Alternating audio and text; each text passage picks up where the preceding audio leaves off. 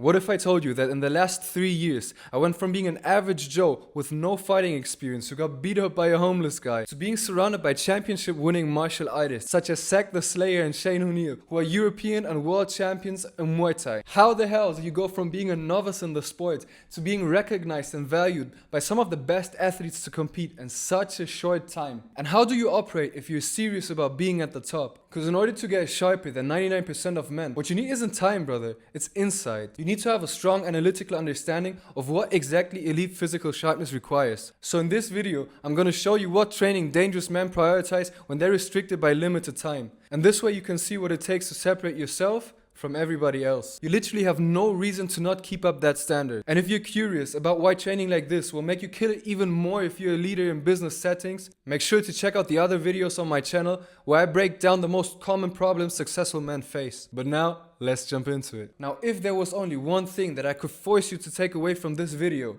is that if you're training simply for the sake of having trained and not feel guilty about yourself, then you've already lost. Men at this level have a clear intention that's way deeper than checking off a session just for show. The training comes from a place of self-expression.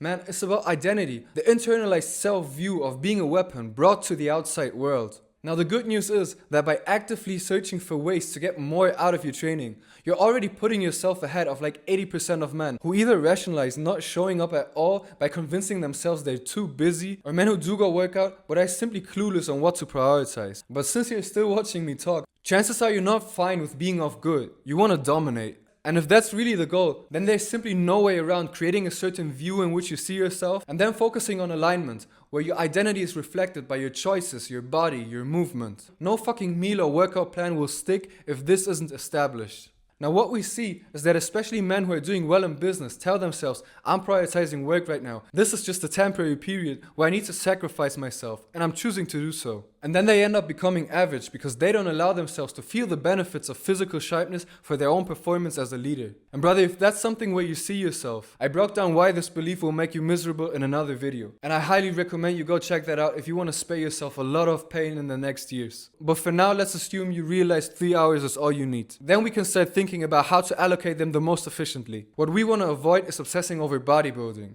We're not gym bros. We don't want to bulk up and get immobile. That's the shit that makes you harmless. The number one non-negotiable in building a physical advantage over most of other men is practicing a fighting sport. Every single man walking on this planet who is objectively a threat to others deeply understands the mechanics behind hand-to-hand combat and controlled violence. They first learn how to inflict damage and then how to calibrate it. Now if you can only start one, it's obviously gonna be Muay Thai for me. It teaches you to put timing, balance and technique over brute force. It covers cardio and mobility in the same session, so you don't have to worry about adjusting it in the rest of the 3 hours. And most importantly, it's simply the easiest to practice on your own. Anywhere, anytime. You don't need nobody else. And that's why you simply can't beat it. Now I could tell you that spending 2 of the 3 hours that you have available on Muay Thai is enough, but it isn't.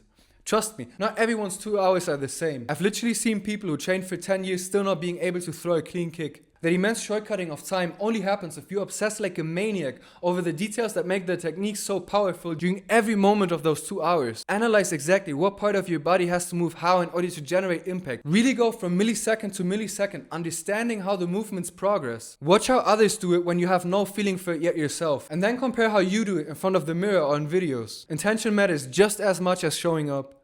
Being there is only half the work. And man, don't rush your techniques. You can only do something fast and powerful once you've mastered doing it slow and controlled. The first session of the week, I want you to go ahead and really put your mind to experimenting with your body and understanding the technique. And then in the second session of the week, this is where you push and this is where you give it your all. This is the session that you make exhausting. And I promise you, if you really do this, this is what's gonna set you apart from the small percentage of men that you're still competing with at that point. Now, the only thing fighting leaves unaddressed is strength training. And that's why the sharpest guys do S and C to complement it.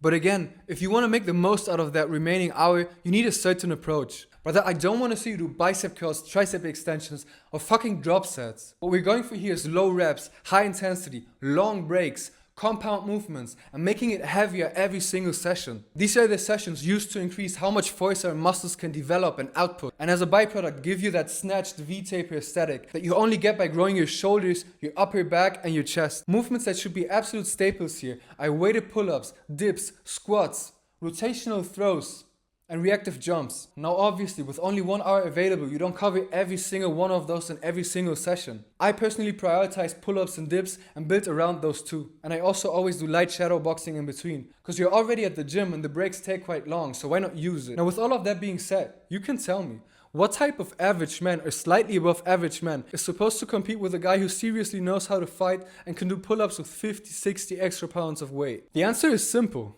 They just can't. And that's why I can literally promise, if you hold yourself to this standard, you're gonna get that physical advantage over 99% of men without having to neglect your business in as little time as humanly possible. The method is simple, and I literally laid it down right in front of you. So if you're serious about this, and you wanna take it even a step further, step into a circle of killers in fighting and in business, then check out the link to my training for executives and entrepreneurs that I put in the video description. Let's get it.